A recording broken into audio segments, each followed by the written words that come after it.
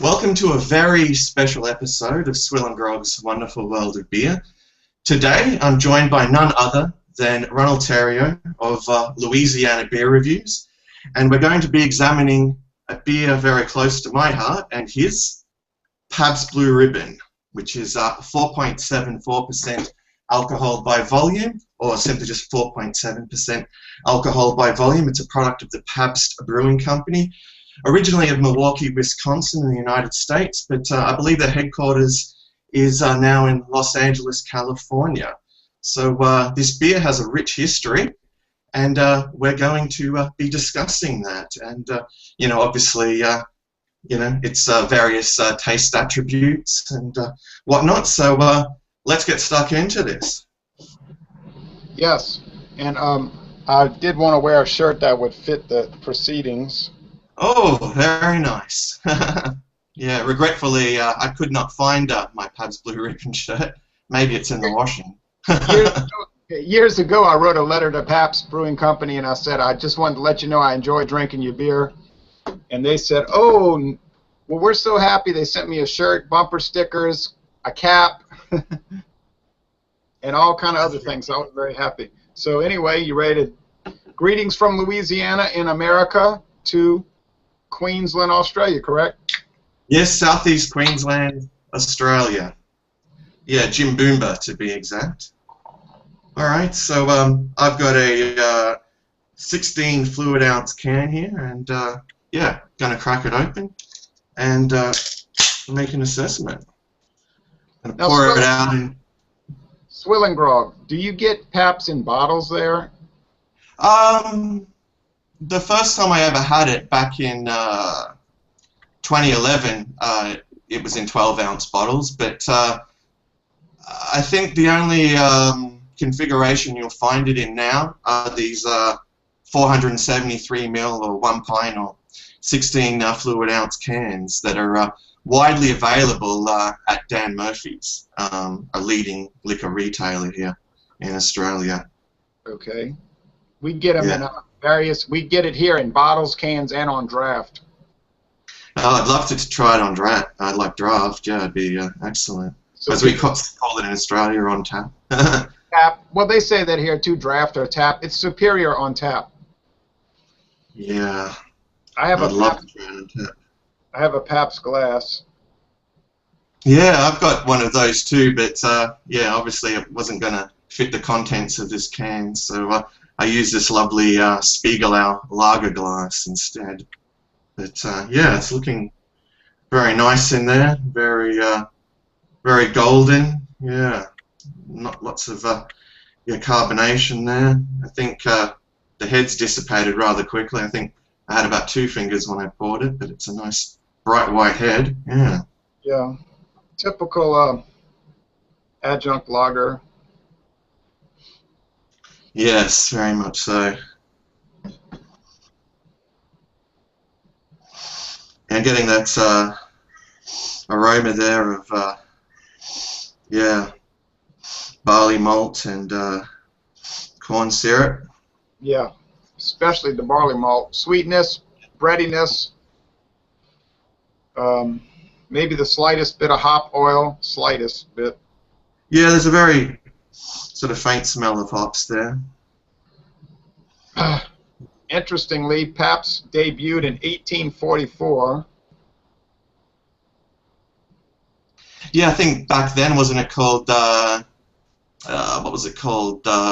Jacob's Best Beer. Best Select Lager or something. Yeah. Yeah, Jacob Best, he was a, memory serves, a German immigrant. Yeah. And then they won the gold ribbon at the World's Fair in 1893. The blue ribbon, I'm sorry, and so they started putting the blue ribbons on all the bottles, and it became known as Pabst Blue Ribbon beer. Yeah, like so it's yeah, been through yeah, a name change or two. Here's a bottle I bought in the 90s, and it actually has a ribbon on it. Oh wow, that would have been one of the very last, I would gather. It's paper, you know, but it's still you can still. Yeah. touch it. Interesting, huh? Yeah, very interesting. Yeah, very interesting indeed. Hmm. Do you get Pabst Yes. Light? Do you get Pabst Light in Australia? No, just your standard Pabst Blue Ribbon, but yeah, very happy to yeah, have that here, and yeah, I mean it's readily available, so yeah, it's very nice to obviously you know, walk into somewhere like Dan Murphy's and yeah, find it for a reasonable price in Australian terms. Yeah.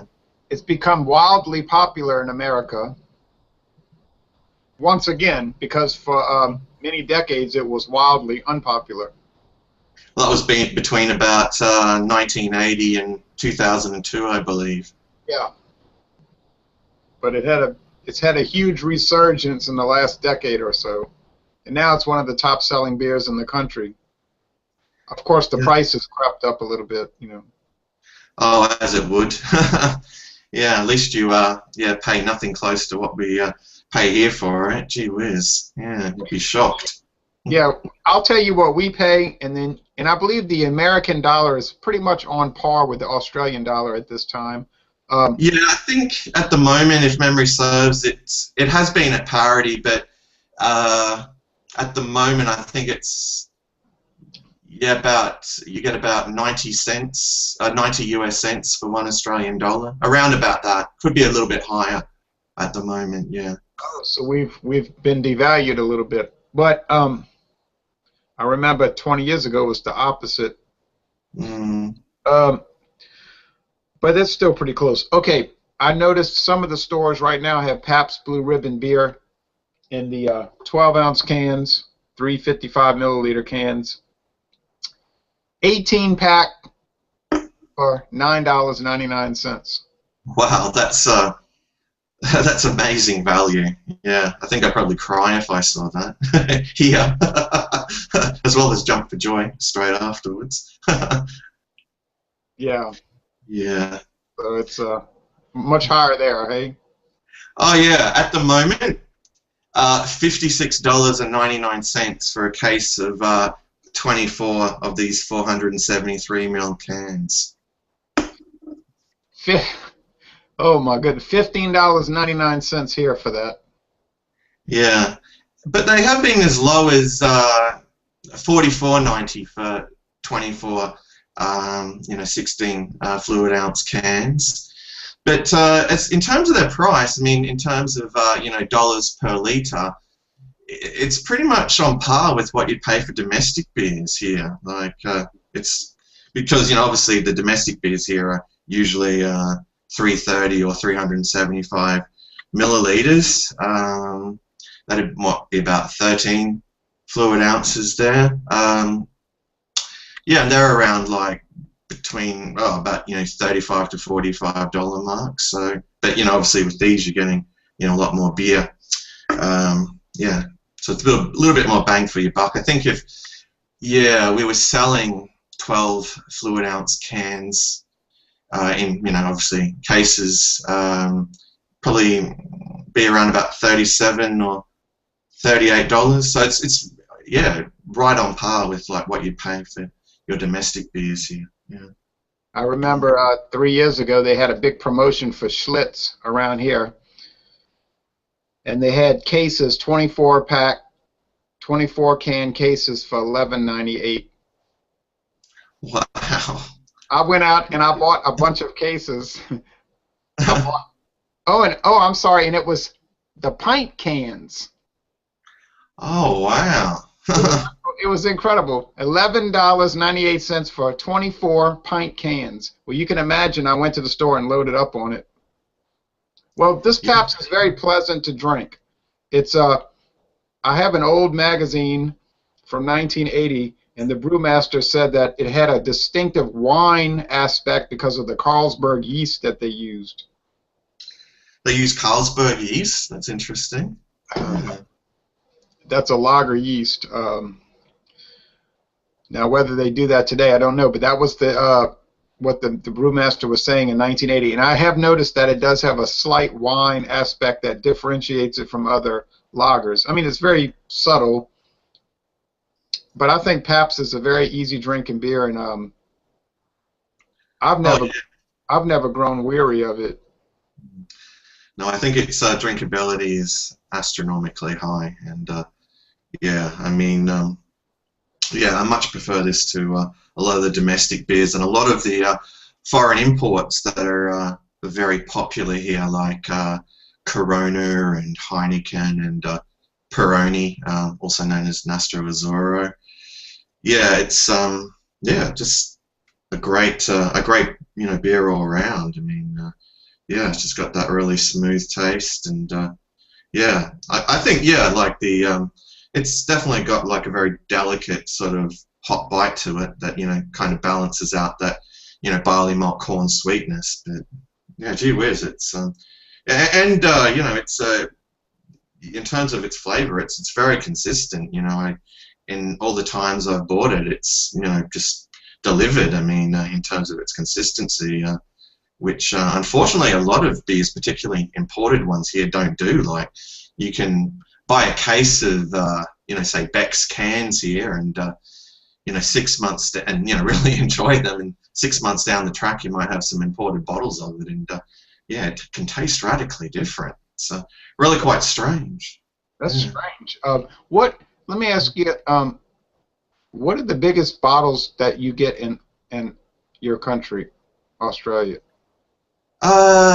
In terms of domestically produced beers, probably your 750 ml bottle, which they refer to as tallies, but you can get Sol in I think it's a 940 ml bottle, and for a while I found Budweiser in 40-ounce bottles. That was a very brief while, so that was 1.18, like 1.18 liters, yeah. Yeah, 1.184 liters. These are very common here. These 1.184 liter bottles. Sometimes you can get these in America for about $1.49. That's extraordinary value. It's extraordinarily good. Typically, yeah, people go crazy. Be 189, but it's something, I would never drink a whole 40-ounce bottle in one sitting, though, because I don't want to have to crawl around the house. Well, it's like 3 standard beers in one quick hit. So yeah, it's gonna hit you pretty fast. I want to show you a few little. Oh, did you look at the ratings on Rate Beer for Pabst Blue Ribbon? Oh, I know that it scores very, very low ratings. What is it, like? It gets a 0 out of 100 or something. A 3 out of 100. Does that sound? 3 out of 100. A 3, not a 30. A 3 out of 100. Does that make sense? 3 out of 100. Well, I should be throwing this up as I'm drinking it. If it's a 3 out of 100. We're drinking one of the worst beers on planet Earth, apparently. Back in the 1990s, they tried to do all kinds of little competitive things with Pabst. None of it worked, but I'm glad I got a hold of these items. Would you like to see some of these items? Oh, yes, most definitely. I bought these around, traveling around, driving around. Here's something that you'll never see again. Pabst Ice. Wow. Yeah, it was an extra strong version of Pabst. It was like Pabst, and it was draft beer in a can, so it was not pasteurized. It was cold filtered, and it's 5.7% alcohol. I'll tell you what, and this was back when Pabst used to still brew their own beer, and it was made in Milwaukee, and you could drink 4 or 5 of these, and you'd be wondering what happened. Yeah, that'd sneak up on you. Now here's another interesting little item from around the same time, mid 90s, maybe as late as 98.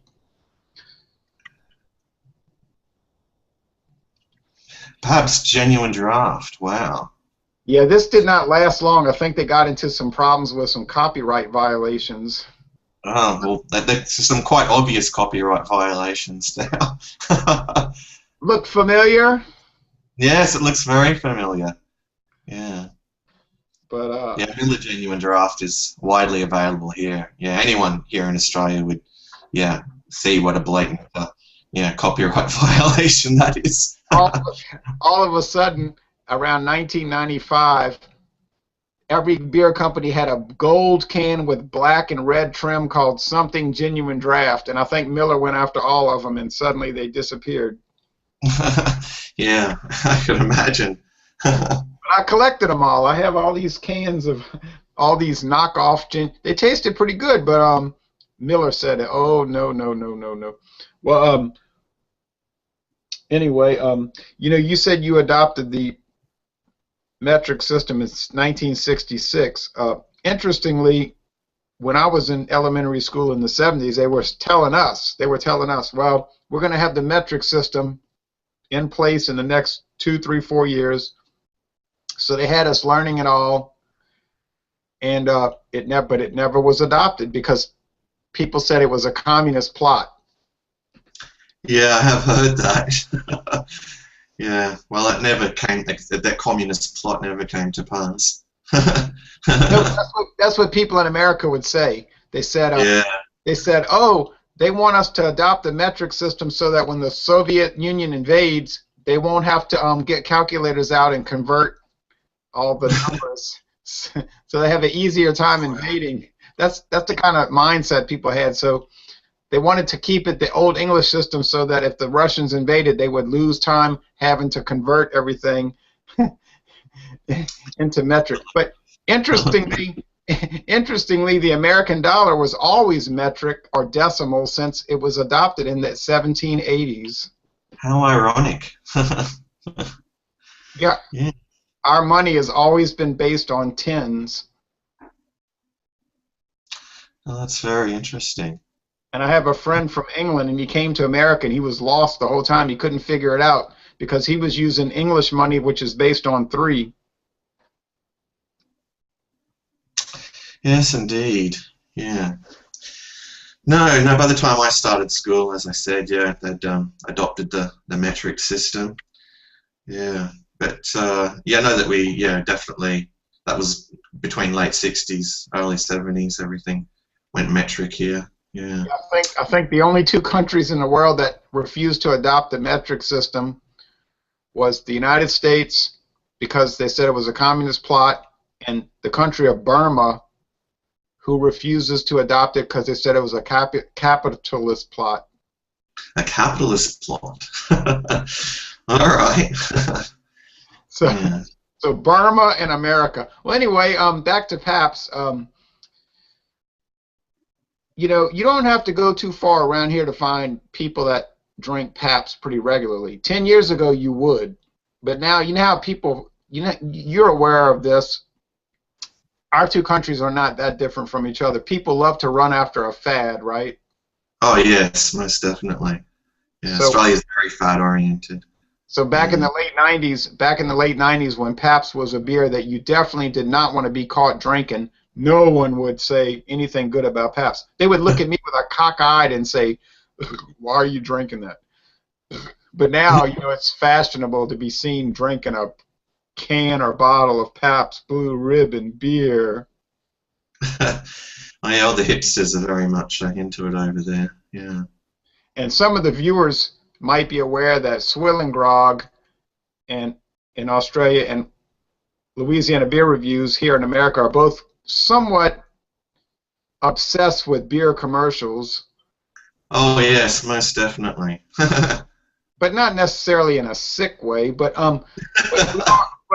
or in an unhealthy way. But we've examined beer commercials over the years, and what we found from our very in-depth research was that back in the 1960s and 70s until sometime in the 80s, beer commercials were much different than today, right? Oh yeah, most definitely. Like, yeah, there's a vast difference between like the way they advertise beer today and you know, the way they advertised it. Yeah, back in, you know, the 60s, 70s, even, you know, back in the 50s.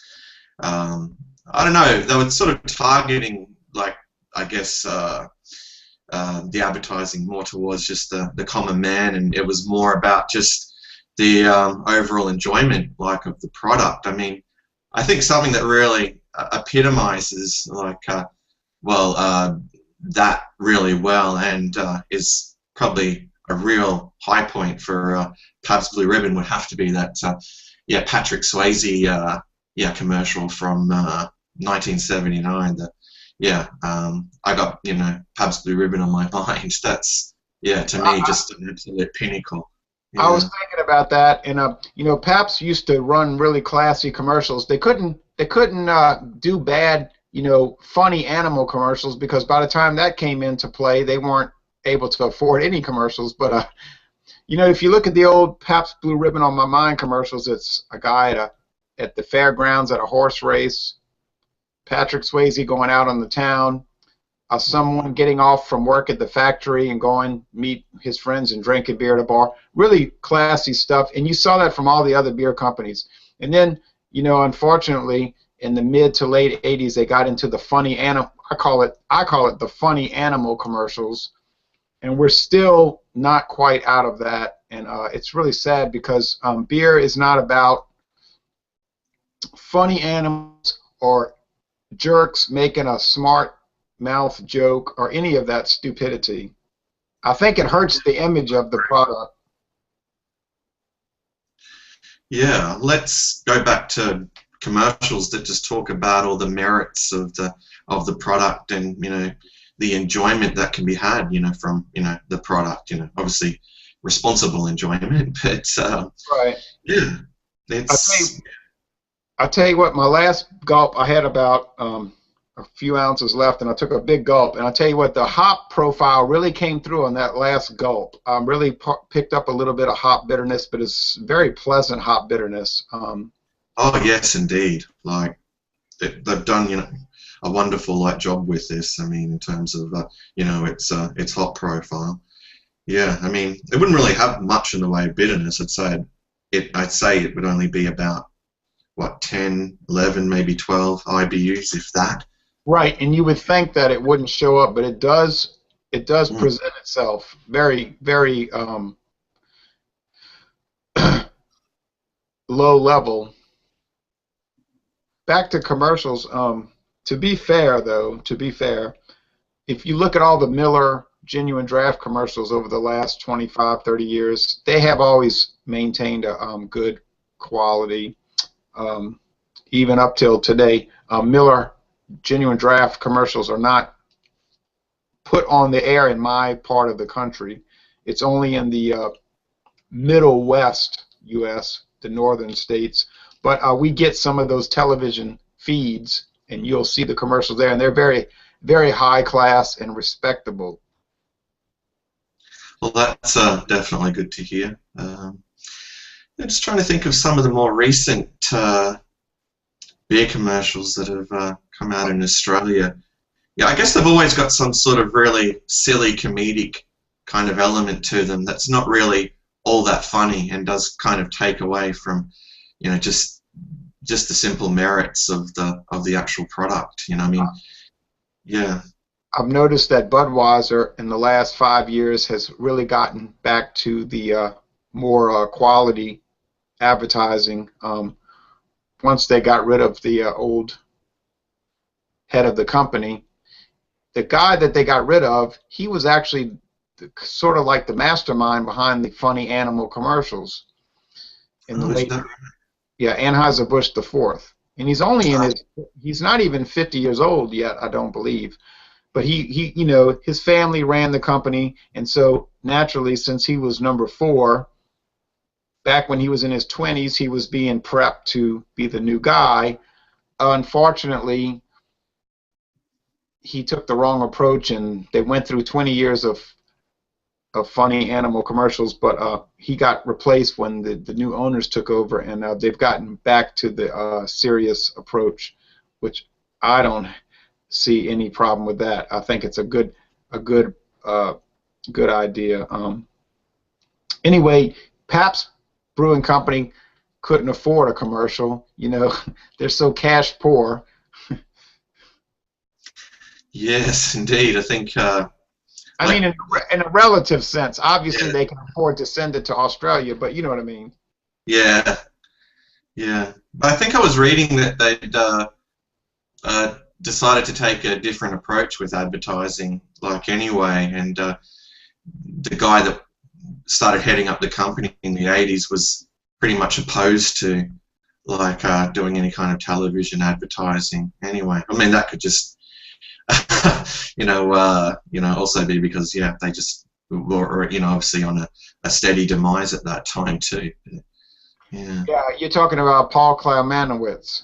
Yes, that fellow. Yeah.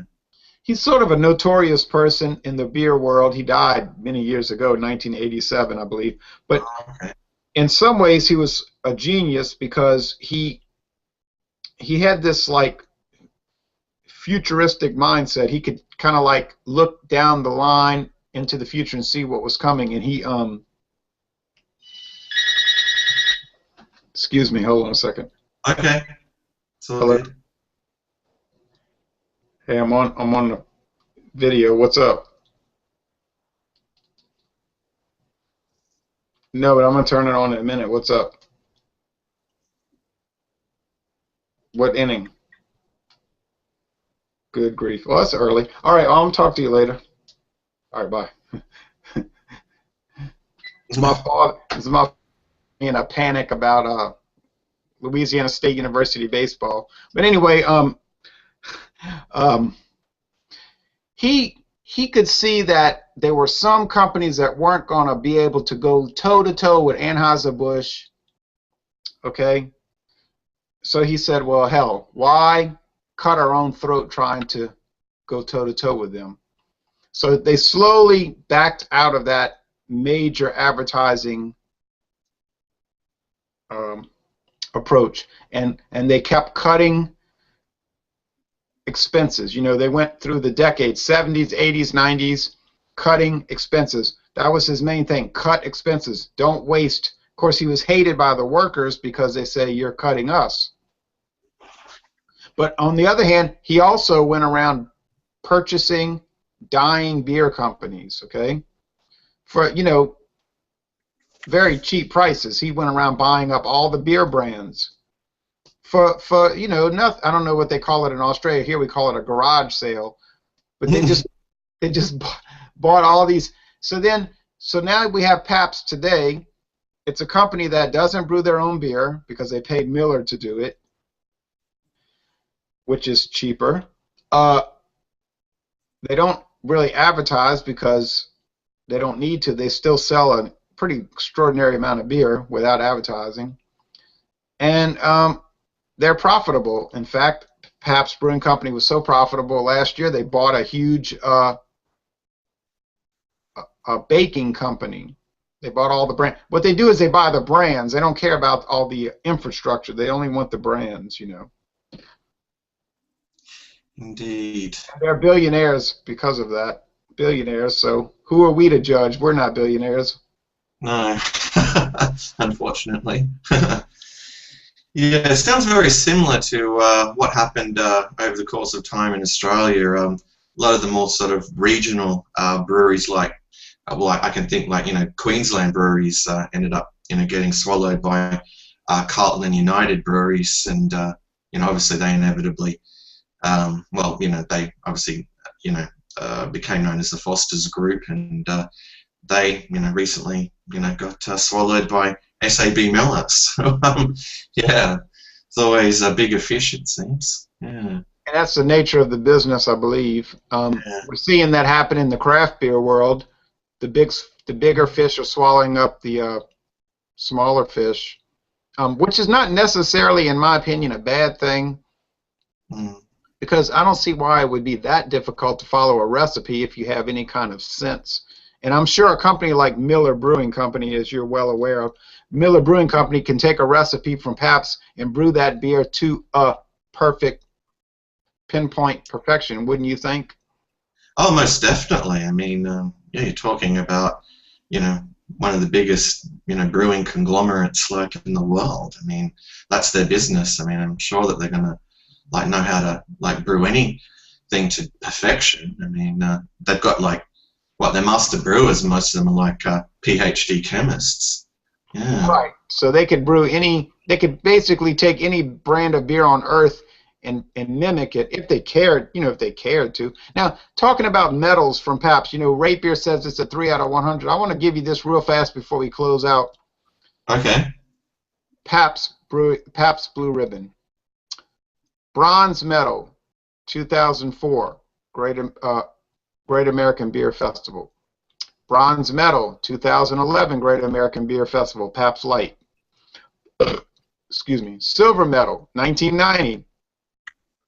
1996, 2007, gold medal, 2005, 2006, 2012, and 2006 at the World Beer Cup. So for a beer this bad, how can it win medals year after year after year? So I think these medals prove that you and I are more in line with reality than what we're seeing on Rate Beer. Wouldn't you agree with that?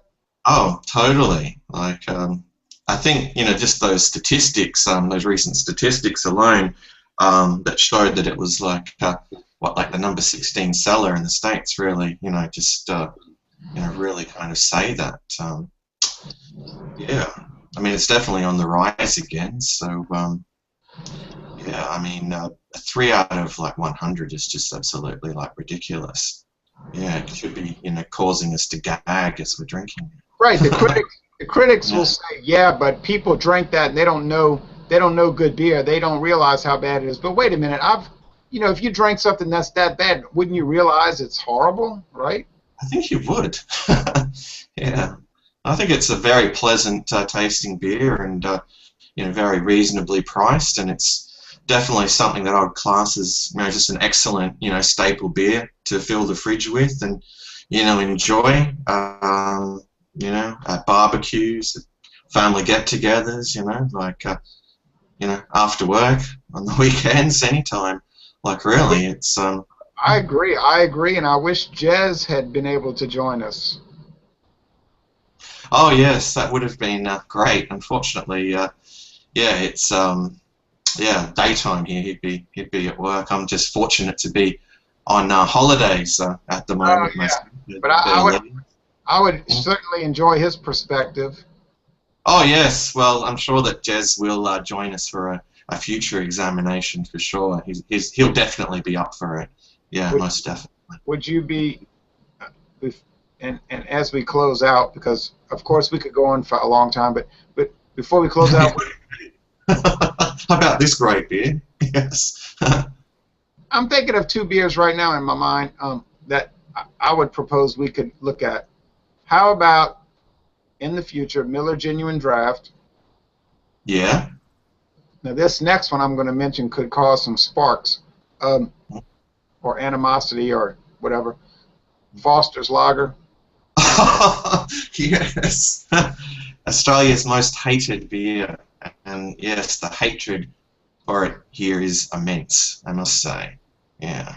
That is, we've talked about this over the years. It's so amazing to us because if you go to America and you stop someone on the street and say, word association, beer, Australia, they're going to always say Foster's. As far as America, in America, we think that Foster's is the most popular beer in Australia. When Americans think that when they get off the plane at Sydney's airport or Perth, the first thing they're going to see is a huge Foster's extravaganza. Oh, yes. Yes, they're gravely mistaken. Yeah. Although, funnily enough, the town just up the road from here, a few months ago we were driving around there and they had a golf club that had a sign up advertising that they had Foster's on draft. And I was just like, what? That just had me gobsmacked because, yes, obviously, it's still got, its followers. There are, it's still on the market here. I must say, if I was to go to the bottle shop that's about 10 or 15 minutes down the road, I would not find it. I would have to go to, at least about 20 or 30 k's from here to you know, a huge like liquor retailer, like, you know, First Choice Liquor or Dan Murphy's, you know, to actually like find That's like a bottle. incredible. It's incredible because Yeah. that's incredible because it's in every store in America. Mm. Yeah. Some people's reaction to, you know, when you mention Foster's here, or yeah, you know, I think at the time that that I did my review of my beer review of Foster's, like, I think that was one of the first ones I probably did that within the first few months of reviewing. That would have been back in like 2011, and I had to go to travel about half an hour to 40 minutes to go somewhere that had it, and I mentioned it to the other half's brother that I was you know, going to get a bottle of Foster's, and he's like, "What? They still make that?" Yeah. It's so funny because 1 mile away from here at the grocery store, they're going to start a sale on Wednesday.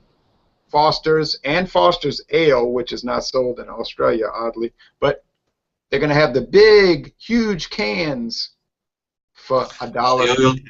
Yeah. $1.50, and people will buy, they'll sell the whole barrel out. And but you'd be interested in doing it, maybe? Oh yeah, definitely be interested in doing a review of Foster's. I'm sure that Jez would too. Yeah, we could. Well, an examination of Foster's. Right, an examination. Yeah. But now, 40 years ago, let's say 1972, that wouldn't have not have been the case, that it was a hated beer, right? No, not back then. Like, yeah, I think with all the kind of changes Australia went through, you know, and with its breweries and all that in particular, like, yeah, I think after the 70s, yeah, Foster's was well and truly on the demise, you know. And we got something here in Australia called the tall poppy syndrome, and you know, when it was kind of widely known how popular Australia was overseas, particularly in the United Kingdom, where I still think it's like the #2 selling beer, that's when people really started to hate it. Yeah. Because there's sort of like a unusual mindset as far as Australia as it concerns the United Kingdom, right? Because of history and whatnot. Oh yes, yes, most definitely.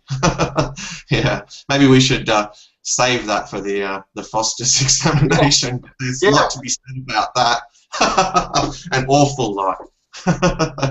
That's so comical. But anyway, I really want to say this to you, Swill and Grog. I really deeply appreciate you inviting me to this examination of Pabst and other topics, because I've been watching your reviews for years and I've always admired them. Well, thank you, and yeah, I mean, I've always admired you. I think you're one of the most prolific beer reviewers and honest and unbiased out there on YouTube. Yeah. Some out there would disagree with that statement, but I really do try to be unbiased and honest, and I know you do. I have no financial or any other sort of connection to any of the breweries. I'm simply just an enthusiast, really. That's the truth. Yeah, I would say the same of myself. Just an enthusiast, someone who likes beer, and yeah, I mean, is very much you know, happy to point others in the right direction or share his opinions at the very least. Yeah. Correct. Well, I have nothing else to say about Pabst Blue Ribbon at this time. There's probably a lot more that could be said, but I think we've said enough for now. So thank you for joining me. It's been an honor, and until our next examination, fare thee well. Fare thee well, all.